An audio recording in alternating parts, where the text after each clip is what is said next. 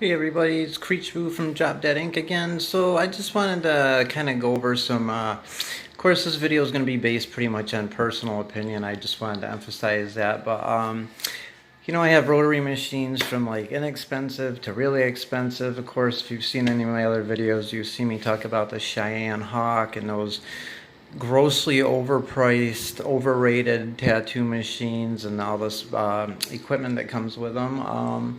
So I just wanted to kind of go over what I personally feel are the absolute best rotaries and why. So I have two of these. They're brass. They're both from different companies. This is a DC power connection, which is kind of like almost like the female version or the male version of a RCA cord, and the other one is an RCA cord. So these are both solid brass. That's running on like 6 volts, and it's like super flying. Of course, I got my little 14 round beater needle.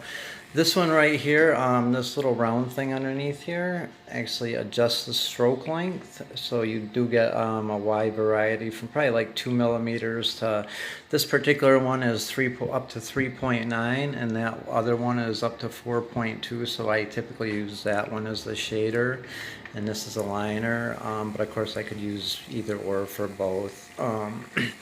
Also, they're both brass, so they're nice and solid. If you were switching from or trying to go from coil machines to a rotary, I think these would be great just because of the weight.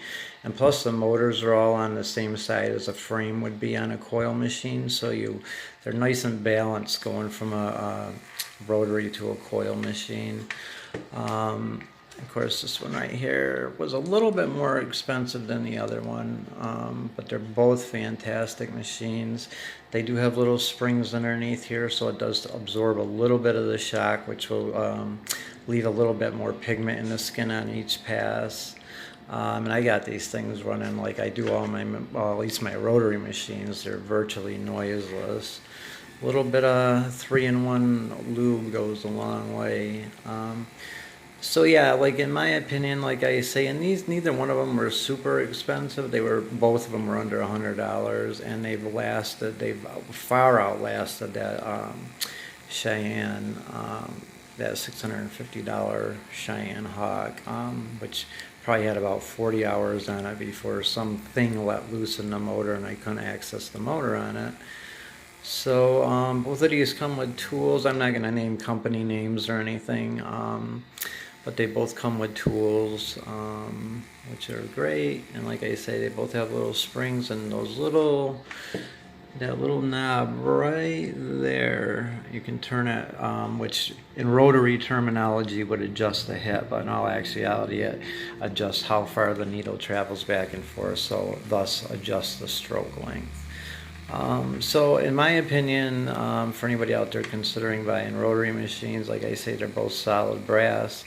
Nice, obviously heavier than your fake metal or plastic rotaries, but they're definitely nice and sturdy. I got a lot of hours on both, and I love them. So just kind of, I don't know, throwing a little intel your way, folks. Again, this one has a DC connection, the other one has an RCA. The DC connections are supposed to be a little bit more of a stable connection, but I don't know, either or, you know what I mean. Right now this is about at a 3.5 millimeters, so I use this as the liner, and that one I have it all the way up to the 4.2 millimeter that it goes this far to. So just kind of wanted to throw that out there, folks. Thanks again for subscribing to my channel, and as always, see ya.